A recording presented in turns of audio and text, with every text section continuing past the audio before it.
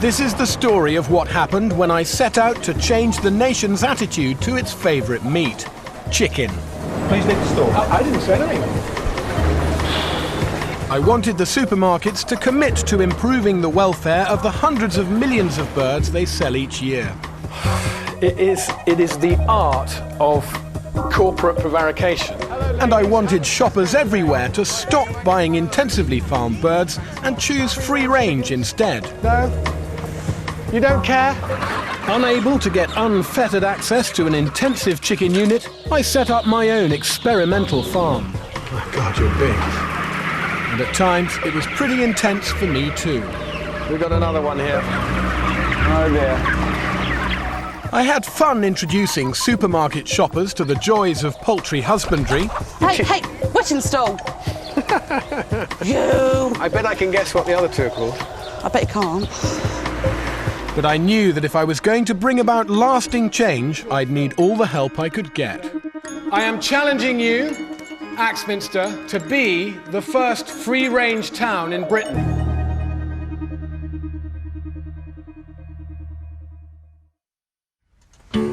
I had decided to call my campaign Chicken Out. It was all about persuading my local town of Axminster to go free range by showing them some of the realities of commercial chicken farming. So I decided to set up my own experimental poultry farm, rearing 2 crops of chickens which would lead very different lives. Free range? Yes. Intensive? Yes. I needed to recreate as closely as possible the commercial conditions for rearing both types of bird. I'm very, very disturbed about these. If we do anything wrong in here, that the industry's going to be all over us. But with 4,000 chicks ordered and on their way, there was no going back. With the help of poultry stockman John Kirkpatrick, we worked night and day to get it ready for the start of the experiment. They're all cheeping, they're all ready to go. The experiment starts now.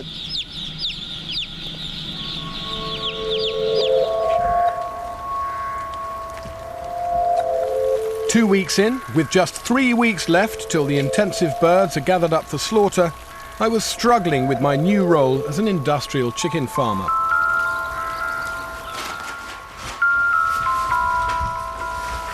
The daily ritual of boiler suits, boots, disinfectant and rubber gloves wasn't exactly my idea of farming.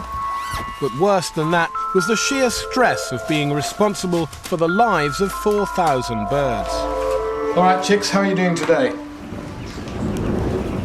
My God, you're big. It's day 13, and they're really starting to get large. You know, you can really feel, you can see the weight of them now. And it's this constant eating. And there's tap, tap, tap all day long. Every feeder is a sort of full station of birds eating. And the smell is starting to get very strong. I mean, it's basically eye-watering smell of ammonia now, because the litter is getting full of their shit. The 2,300 standard birds were only half the story.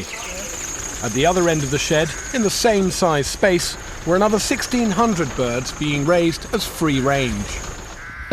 Right. Commercial free-range flocks get various indoor extras. This is where I start to feel a bit guilty. This is where you start to do that spoiling work. one side, giving them something the other guys are not going to have. Exactly. It's called environmental enrichment. So we just put them long ways, Hugh. How many we've got? 11 or so? 10 or 11? 10 or 11 bales. Unlike the intensive birds, which are selectively bred to eat constantly, the free rangers come from stock more suited to an active outdoor life. And although they were too young and vulnerable to be allowed to go outside yet, these extra features will help them express their instinctive behaviour. They're already using the drinker lines as a perch. Yeah. These guys are easily bored. That's interesting, because I didn't see any of the standard birds perching on the drinker Standard line. birds are too heavy. Really? Too heavy to perch? Too heavy to perch. Already? Aye. Really? So who's for football then? Straw bales, footballs and compact discs may seem a curious combination of poultry playthings, but they've all been shown to engage the birds, reducing stress and aggression in the flock. And in a way, it just seems a pity that it's the free-range birds who are getting it, because quite soon they'll have the pop holes open and they'll have the whole of outdoors to play in. Whereas the standard birds aren't going to get anything.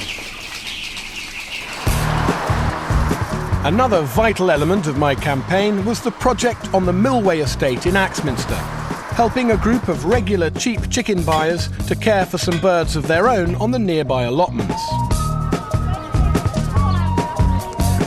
They were a great gang and everyone pitched in from the start. But it was soon clear that for some, the experiment didn't seem relevant to their weekly shopping trip at the Axminster Tesco. Is there any connection there at all yet? No, Really? no, none whatsoever. It's what my pocket can afford, and I don't take no notice. Good evening. The project had clearly brought the group together, and ironically, the most die-hard cheap chicken chomper, Hayley, had become the group's self-appointed mother hen. As far as the pennies go, who wants to go and buy our chicken feed tomorrow? Well, I've got to go in town, so I might as well do it when I... Down Mole Avon. But others in the group Right. were bonding with the birds almost too much and seemed to have forgotten that they were destined for the dinner table. He's got a little character, that chicken. He comes and says hello, doesn't he? Yeah. At least you know where they are. He was running around my leg pulling my trouser yesterday. Janie's used to you, that's what it is. You haven't named it, have you? No, but They're not pets. It turned out she'd done exactly that. Her favourite bird had been named Chuffy. I think there might be some tears when that one goes over there. The one with the black on the top, because he's really friendly. And I don't know. I think I might have to save him from death. Meanwhile, Jane's partner Dave was becoming an enthusiastic amateur observer of chicken behaviour. I'm sure they are intelligent.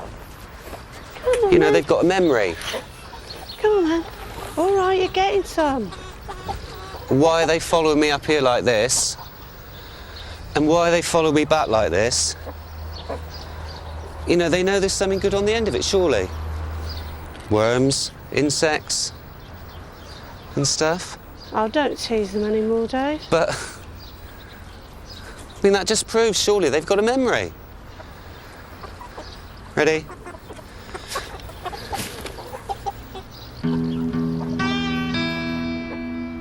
My local chicken projects were part of a bigger vision, to change chicken production on a national scale. And to achieve that, I was searching for a dialogue with Britain's supermarkets. I'd approached the 8 biggest food retailers in the land, but so far the response was, to say the least, underwhelming.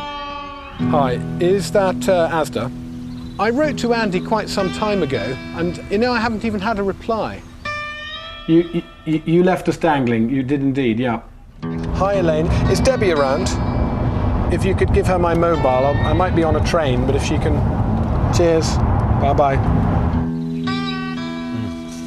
No reply from Waitrose at the moment. Tesco had already said that they wanted to meet, but Summerfield seemed to have made up their minds about poultry welfare already. We do not believe that there is any sense in encouraging producers to develop their business in a direction that would not be sustained by our customer base. They don't want to discuss it. Apart from anything, I think that's quite insulting to Summerfield's customers. The supermarket's rebuttals were disappointing, but I wasn't going to give up yet. Back on the farm, it was day 19. Stockman John was in charge of the everyday running of the shed, including loading up the hundreds of kilos of food that these birds were now consuming every week.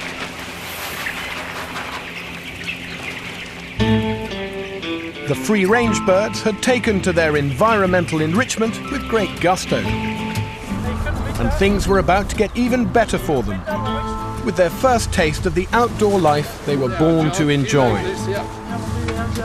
But this was no smallholders chicken run, it was a commercial free-range crop run according to industry guidelines. We had to make sure we had a range around the shed suited to the birds' needs. It's not very rustic, though, is it, John? I mean, it's very good. It's perfect if you're trying to start a croquet lawn or you want to... It's better than my own lawn at home. Quite literally. We're here just in the park, even at the back, Hugh, just to get... Shade is important to encourage the birds out onto the range. We didn't have time to grow trees, so we improvised with pallets and cut branches. That's not bad, is it? No. But I couldn't help worrying that my birds might decide they preferred their comfy indoor life. What if they don't like this little Garden of Eden that we've created for them? What if they don't like our lovely corner of Surrey? It was day 21, and halfway through my attempt to show consumers what life is like for supermarket chickens. With nothing to do but eat, my 2,300 standard birds were piling on weight and starting to fill their half of the shed. And I was feeling increasingly uneasy. And the really weird thing is, my left foot is currently, for these birds, environmental stimulus. It's making their life more interesting that I'm standing here. There's nothing here for the chickens except what is directly associated with turning them into meat. The free-range side felt altogether different. Each bird had more space for a start, as well as straw bales to perch on and footballs and CDs to peck at and play with. But above all, there was simply more activity. An instantaneous visual check at the window between the two sheds here. We've got 90% of the birds in there lying down, and 70–80% of the birds in here standing up and running about. That's got to tell you something. There's no significant difference in temperature between the two. We need some hedge cutting. And the contrast between life in the two flocks was about to get much greater. After 3 weeks inside, the free-range birds were about to be granted what I believe should be basic rights for every farm animal. Fresh air, the sun on their back, and grass under their feet. All right. In other words, the freedom to live a natural life. Come on, little birdies. Don't you be scaring them back in there again.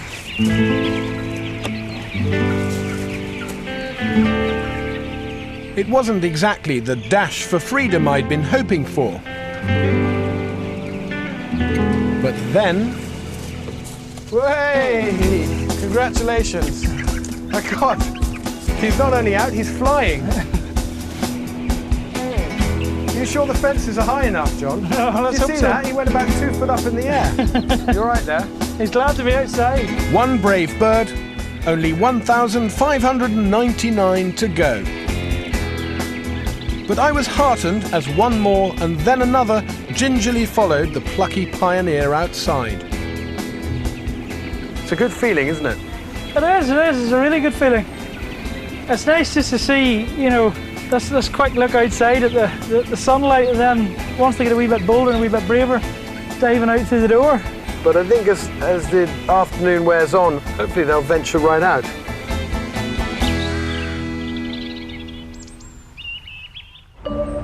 Tesco is the biggest and most powerful food retailer in Britain and in Axminster.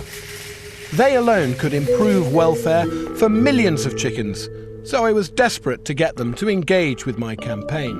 Hello, it's Hugh Fernley-Whittingstall here. They were taking my calls, but what I really wanted was for them to agree to a filmed meeting. I'd love an opportunity, even if it was just for 5 minutes. Of course, I wouldn't necessarily expect you to sign up to any harebrained scheme of mine on the day that we meet. I don't think anyone feels that this meeting has to be a secret from the wider world. But it was all talk and no action. Hi Emma, it's Hugh here. Hi, how are you doing? You know, we've obviously been trying to get this lined up for a while. I mean, we started... It was frustrating. Tesco were happy to talk to me about poultry welfare. Next week. All right, thanks a lot, Emma. Just Cheers. not with Bye-bye. the cameras rolling. Over at the Millway Chicken Run, Dave was worried. His poultry manual had alerted him to a problem with one of the birds. Chickens eat a large variety of things. Droppings may occasionally become runny. However, if you notice that your chicken has dirty feathers around a vent, which we did, there may be something more serious wrong with her. In such circumstances, a trip to the vet is a wise precaution. That one. God bloody hell. You got any gloves? No, I didn't bring my gloves with me. So what are you going to do, Dave? Well, I just think it needs a bit of cleaning up. All right, Chuffy, come on. It's probably not the best way to do it, but I think it's all just matted there. I've never done this before. Wiped a chicken's bottom. It's like when you've got kids of your own. You can change their bottoms, but you couldn't change anybody else's. Oh! I'll go out and dig them. Oh, Dave, what are you doing? I'm just trying to clean it up.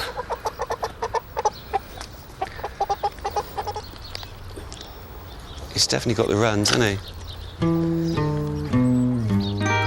Millway Rise Football Club coach Herman was also responding to my poultry challenge, and along with his wife Maria, rethinking his attitude to chicken. We're well into it now, aren't we, love? Oh, I love it. It's really good. It's just a different direction. A few weeks earlier, this family was routinely buying 2 birds for £5, but that was changing. When I'd go to Tesco's to buy chicken and that, I think I would think a bit more about how they've been sort of reared and, you know, whether they've had a happy life or whatever. You know, as long as free range wasn't too expensive, I think I would prefer to have free range chickens, and also eggs as well. The Millway project was doing just what I'd hoped, encouraging those who'd never given the life of a chicken a second thought to reconsider the kind of birds they would choose to eat. If only I could get the whole town rearing chickens, or even the whole country. Job done. What I did have to show the rest of Axminster was my experimental chicken farm. And working with John, I got to see the relentless business logic of rearing both intensive and free-range birds on this kind of scale. John had poultry farming in his blood. The daily inspection of the stock and the routine culling of birds that were showing signs of injury was something he seemed to take in his stride. This bird basically has leg problems. It's a lot smaller than the rest, hasn't developed as well, and like this bird is a potential disease risk to the rest of the flock. So at the end of the day, there's only one way to deal with birds like this, is basically mainly cull them. You know, these birds have no financial value to the producer, to the farmer, to the processor, or to the supermarket. So it's key that these birds are taken out and that we send a consistent crop for processing. So basically what we do, we take the bird down to the side and we just break the neck clean. And you'll have involuntary flapping, which is just the muscles expanding, contracting. The neck is completely broken, and that's it. That bird's dead. As well as the daily clearance of dead or injured birds in both houses, there was routine vaccination through the automatic drinker system, testing the litter in the sheds for salmonella, Small pinch of litter, and they're great. regular weighing of the birds, And we buy 700 grams. to check that they were on target to make their commercial weight. Last bird, John. Excellent. But every time it came to my turn to walk the sheds on my own, I was filled with foreboding. Morning, cheapers. Come on, show me you can move. I could see that it made sense to remove sick and injured animals from the 2 flocks. However, what I still couldn't get my head around was the practice of killing underweight birds just because they were unprofitable. This bird is half the weight of some of the birds in here. But, you know, it's lively and it's perfectly healthy, and look at him. He's probably not going to make the weight at the end of 39 days. He probably really won't be a decent eating size at all. So economically speaking, that arguably should be a cull bird. But I'm not going to do it.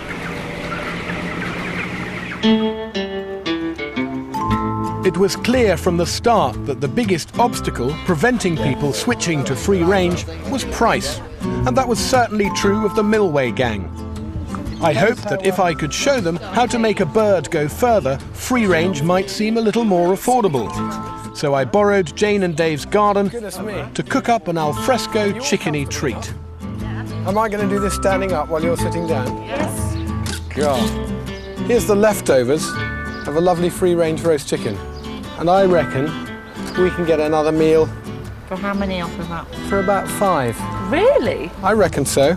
My plan was to Anything that use looks the like leftover meat to make a crowd-pleasing risotto. A nice dish I'm going to put in here.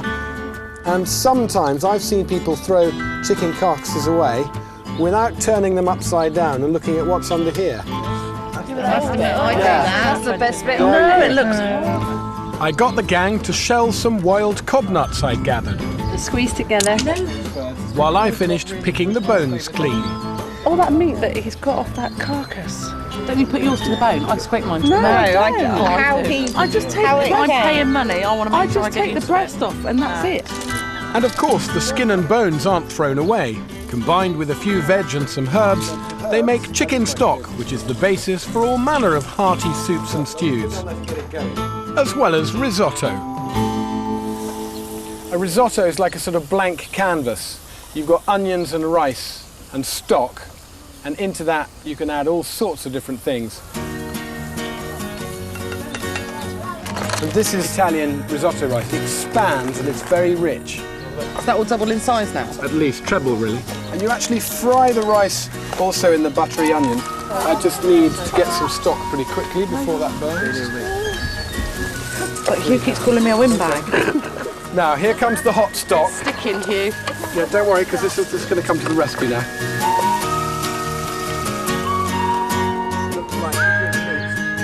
Have a look how quickly the rice is swelling up, because within 3 or 4 minutes, it's time to add a bit more stock, do you see? You just keep tipping it in little by little. Not going too... Oh, look at that, look at that. What a mess you've made. Oh, goodness, what a collapse. In goes the chicken, in goes the wild nuts and the sweet corn. So you could have mushrooms and things like that. If You could add mushrooms, bacon. That's definitely going to feed at least 5, isn't it? At least. It's very good. Oh, that might be a bit optimistic. That's what I thought. Sure enough, with just a couple of quid's worth of extra ingredients, our chicken leftovers went a long way. I think we've got, 6+ there, 6 really good servings. Jane and Dave, I think you should have the first plateful. Thank you very, very much. But it's not just about squeezing value from your bird. Excellent. Very tasty. Really good. Yes. It's lovely. Share with Nellie. The stock, it just makes it, it's beautiful. With even Hayley impressed, it felt like I was a step nearer to a free-range revolution. Great. Good birds. Up at the shed, it was the 5th day of outdoor life for the free rangers. Night time. And John was putting them to bed. As the evening draws in, free-range chickens naturally head inside for warmth and protection. Good Lord. At least that's what's meant to happen. This is going to be interesting. These guys were so enjoying their freedom that they'd already worked out how to beat the electric fence. There we go. Shh. Come on. And John. Come on, you little shits. Come on. Yep. Ah, come on, birds. Come on. Good Lord Almighty.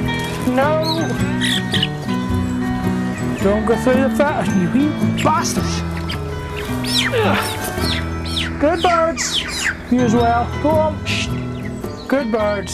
Eventually, the birds tired of their game of dodge the poultryman and called it a day. Last one. Free range are definitely good for the health. There's no doubt about that. Standard birds, you'll be sitting in the house watching Coronation Street at this moment in time. Free range, you're running through trees every hour of the day, trying to get them gathered up.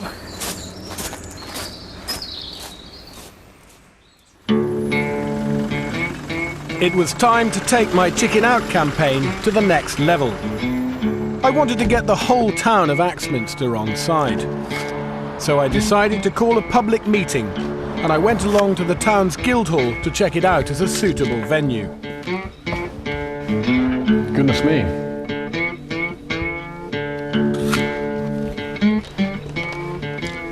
It's rather marvellous. It's got a very strange acoustic. Hello? Chicken! Chicken out! Chicken out! Well, if I'm trying to gather as much of Axminster as I can in one space, this is clearly the place to do it. But would anyone really want to come and hear me lecturing them about chicken welfare? You know, I'm one of those people who I care what other people think. I don't want to be disliked, or I don't want people to think I'm annoying or a busybody or a bully or whatever. You know, part of me wants to run away. Part of me wants to just go home and look after my own chickens and have a nice time and be with my family and not get involved in this whole public thing.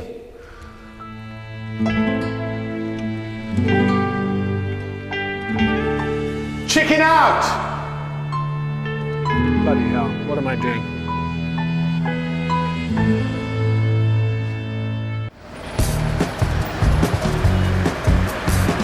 In my bid to make Axminster a free-range town, I had visited one of its biggest employers, Axminster Power Tools, to see if I could help turn their canteen into a free-range haven. Dinner ladies Rosie and Val have been stuck in a menu rut of spaghetti on toast, microwave pies and frozen omelettes. Well, I can soon put it in the microwave and give it a quick blast. I think I'll pass on that. So I'd showed them how easy, satisfying and profitable it could be to knock up a free-range roast dinner and fill the canteen with happy customers. It's beautiful. Really got a nice flavour to it.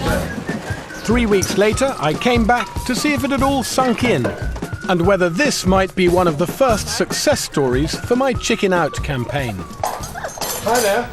How are you getting on? Spot check from Health and Hygiene. It's busy. Yes. Hi, Rosie. Hello. How's it going? Right. Very well, thank you. Yes. And what, pray, is that wonderful-looking pie? That is a chicken and ham pie made over from the leftover chicken that we roasted yesterday. You did roast chicken yesterday? Yes, we did indeed. And made a ham and chicken pie today? Yes. And dare I ask, is the chicken free range? Oh, indeed it was, yes. Yes! Do you know what? It looks a lot tidier and more organised in here than when I came and roasted some chickens. That's funny, we said that yesterday as well. Really? It was nice to see you, but you made a mess. I was thrilled to see real home cooking on the menu, but was it selling? Thank you. How many pre-orders have you had of the chicken pie today? Like 25. 25? Yeah. And how many roast chicken did you do yesterday? What did we do yesterday? 30 something? About 30. Yeah. That's 30. fantastic. Yeah. That was 5 times the take-up than when I first came in. Rosie and Val had made a huge success of this canteen, and to my delight, they'd done it with free-range chicken. Nick, do you want extra gravy on yours? It's a fantastic sight. It's completely heartwarming and actually makes me extremely hungry. It's just what a chicken pie should be.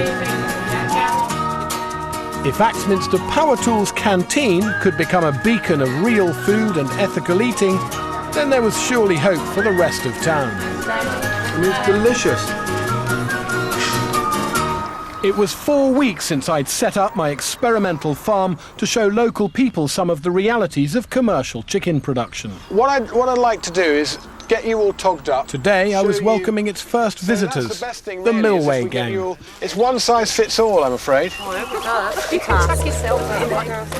I hoped that the contrast between the life of the chickens they'd been looking after on the allotments and my broiler house birds would make irreversible converts of them. Okay, can you put those on your feet?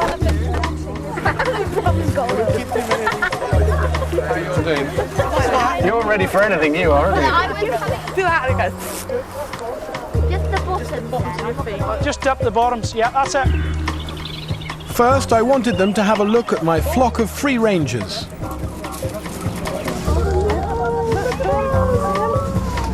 So you can see they can't wait to come out, look. All flapping their wings. They're so sweet. And everyone had a chance to inspect the inside accommodation too. Oh, it's great. I think they all look like they've got plenty of room to walk around and everything. Then came what I hoped would be the clincher, a tour of the intensive shed. So things are a little bit different in here. You have to walk very carefully. Come on, this maybe into this one. First in were Merv and Jane. First of the matter is, these are being bred for that purpose. They know no different. Yeah, but what a life they've got, look. Well, they're happy enough. They're not. Listen to them chirping away. Yeah, but that's what chickens do, isn't it? When they get bigger, Mo, there's not going to be any space. This, oh, I think it's horrible. Don't you cry? You find it upsetting? It's cruel. And I think if a lot of people saw that, they would not eat those birds. I'm sure they wouldn't, even if they were that cheap. If they gave them away even, I wouldn't eat it. It's just horrible. I'll tell you what, Hayley, if you eat chickens after going in there... Of course I will. You won't. Next up, Maria and her kids Charlie and Jenny. What do you think, guys? I just think it's just so sad they don't ever get to see daylight. And they're all squashed in here and they've got food and water, but I just think it's a shame that they never get to have a little run around. You're right, sweetheart. You're right. Yeah, let Jenny come to Mummy. I didn't like upsetting people, but in a way that was the point. It was everyday choices in the supermarket that meant animals were being treated this way. I'm dreading this now. Because they've all come out crying and I don't want to. If you could just come down this aisle a little bit. Next, Claire and the person I most wanted to get through to, Hayley.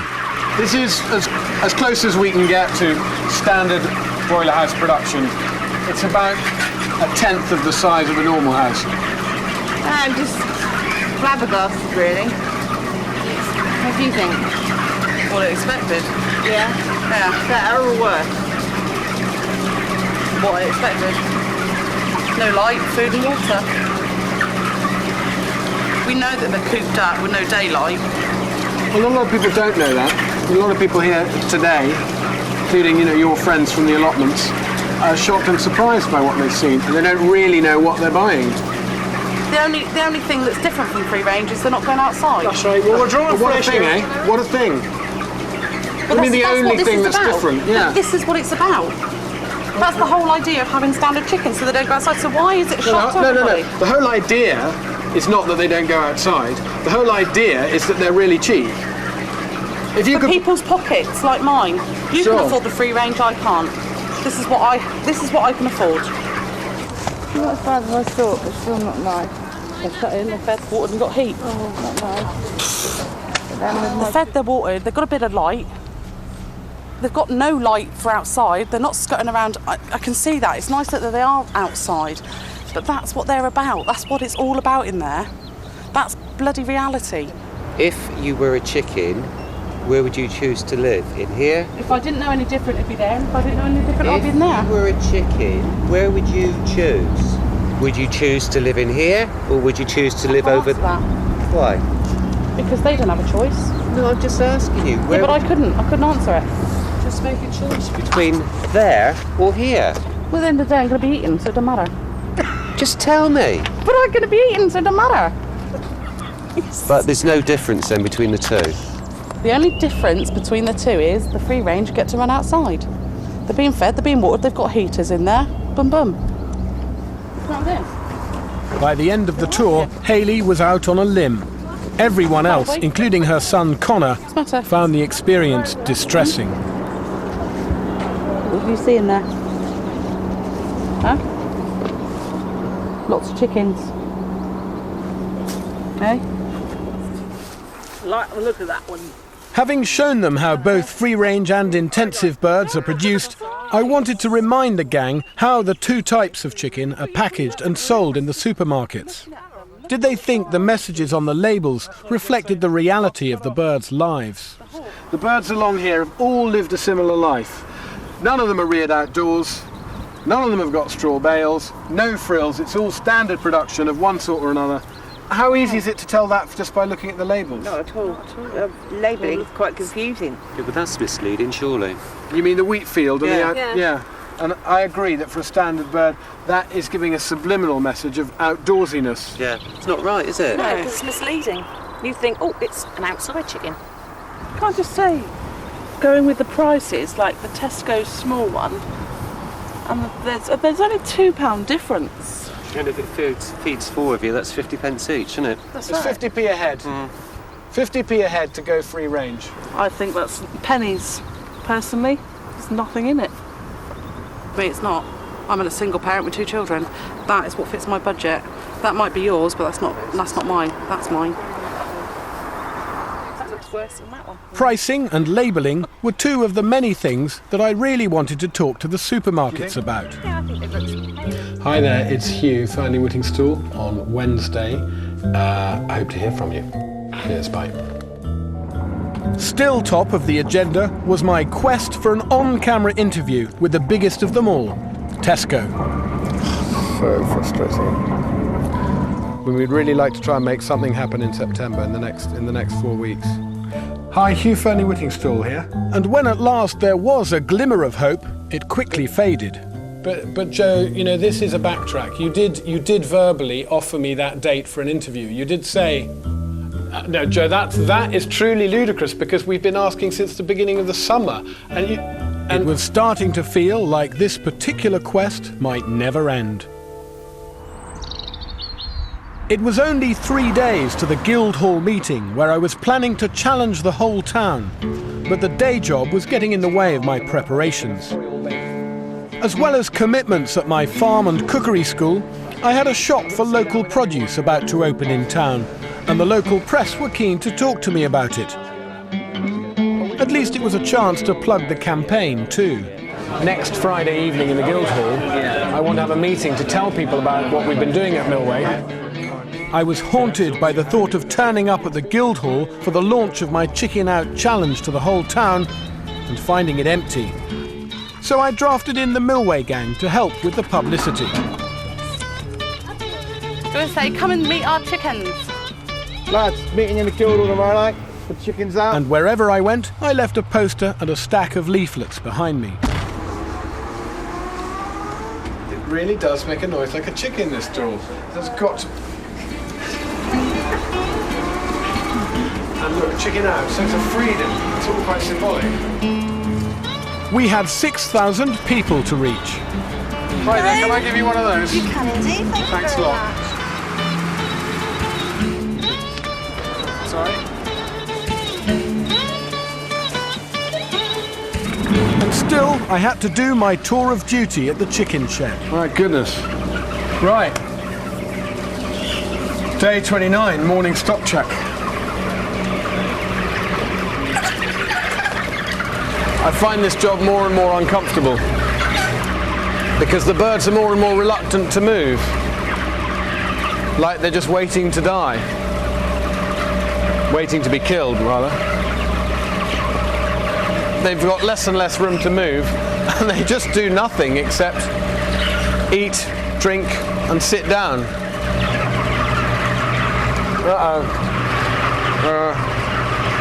The smaller bird here that seems it's being a bit almost trampled on. This one. Oh dear. Oh dear.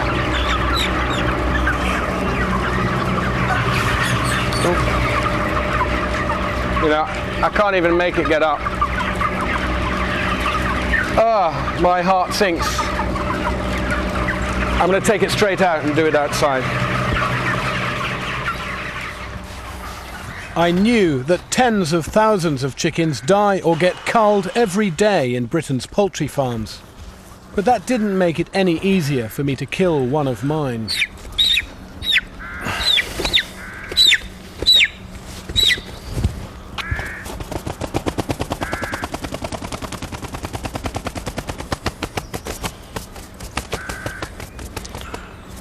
That's a dead bird.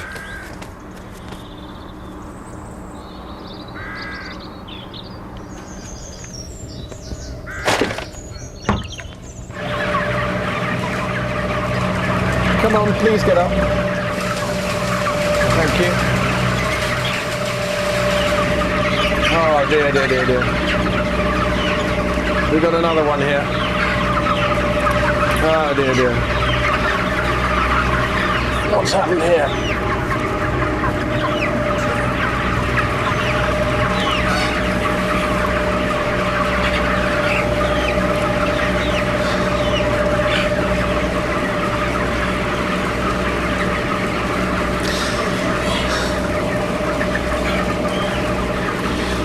I really don't want to kill another bird this morning.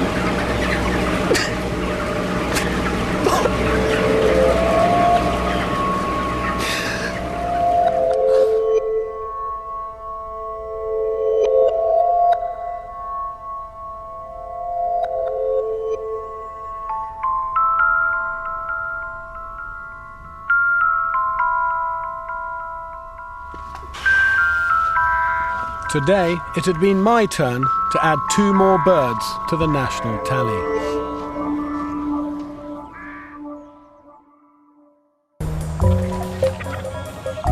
It was the day of the Guildhall meeting in Axminster, and I'd been having nightmares about launching my Chicken Out campaign to an empty hall.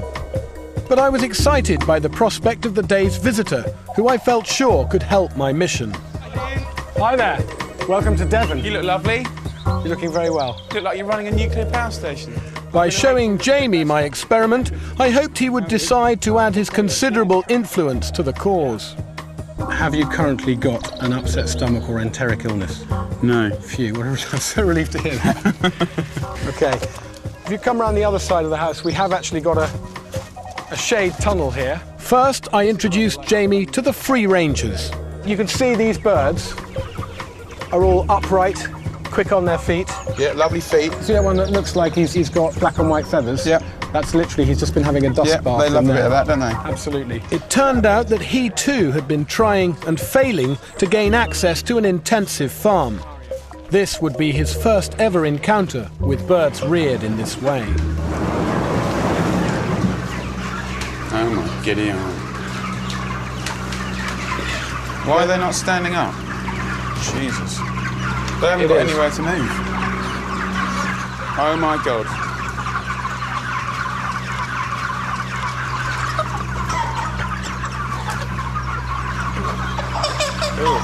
Bid for freedom behind me. Stinks. They're very top heavy, aren't they? They're sort of almost like they're drunk. That's it.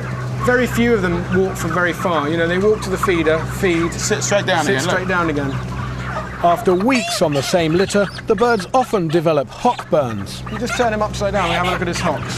But there, you've got the beginnings of a slight redness. These are injuries to their legs caused by the high levels of ammonia in their feces. That's hock marks rather than hock burns. I mean, they're incredibly unfit freaks of nature. Nature would have never ever have sculpted the genetics of a bird like this, would it? I mean, this could only be man-made, a bird like this. It would never happen. And this represents everything that's awful about, well, it's an accountant's dream, really, isn't it? That's the truth. It's business. But I mean, from a cook's point of view, how excited can you get about this, Jamie? Well, having just seen Charlie shit over his mate, no, I don't want to cook him. It's filthy. I mean, the whole thing is filthy, not just the floor. It's not right, is it? One visit did the trick. Jamie became a signed-up member of the Chicken Out campaign and promised to help me wherever he could. I had just 2 hours left before the Guildhall meeting. Time to do a bit of last-minute flyering at Tesco. Cheers. Thanks. Hi there, can I just give you one of those? Thanks a lot. Spending a lot more time at Tesco than I used to. Hi there, can I give you one of those? Thanks a lot. Can I just pop a few of them here, next to the lottery tickets? See, obviously the shot here is to film this and pan down to every little house. Spot on. This was the crunch. By the end of the evening, I'd know if my campaign would have any chance at all.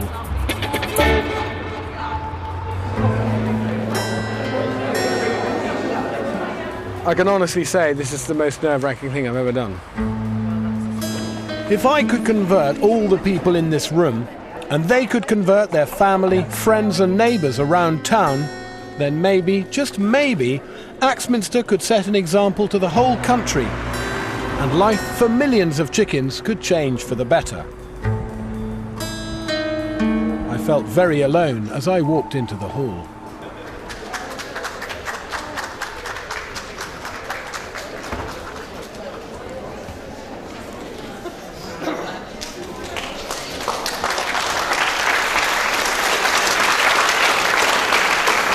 you. Thank you very much for coming here this evening. It's fantastic to see so many of you here. Tonight, as I think most of you know, is all about chickens. And the idea is simple. I am challenging you, Axminster, to be the first free-range town in Britain. Having thrown down the gauntlet, I showed them some film of what life was like for an intensively reared bird. A standard broiler house chicken. He lives in a shed with about 40,000 other birds. But what I really wanted was for the town to come to my shed and see this for themselves. And so I invited them to do just that. And I was thrilled when some of the Millway crowd overcame their stage fright to say a few words. But we can make a difference, collectively. Let's see how far we can go on this, everybody. That's what I have to say. Thank you very much. Thank you. Then I threw in what I hoped would be the clincher. Just if we could have the lights down, guys. Hello, lovely people of Axminster. Mr. Oliver here. I am here in Hugh's Barns, and I'd like to say I've had a lovely day today. Well, the first half was nice when I went to the free-range chickens. In this part, it hasn't been so lovely, actually. It's been quite revolting and disgusting. Listen, I really support what Hugh's doing here. It's a fabulous idea. Come and see how these things are living, how they're pissing and shitting all over each other, the smell. And you know what? Me and Hugh won't even have to say anything to you because you make your own mind up. Cheers, guys. Have a great night. And Hugh's buying the drinks, by the way.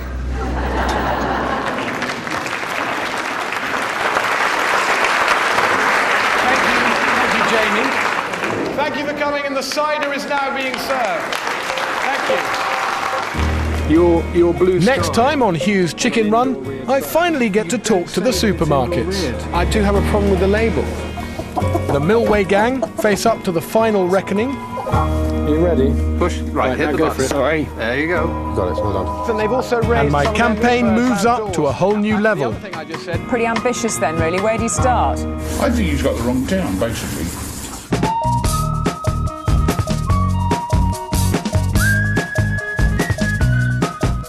And the chicken run concludes tomorrow at 9. And find out how to make a free-range chicken go further with great recipe ideas at channel4.com/food. Well, coming up next on 4, the F word is used in Shameless, but it's not the one you're thinking of.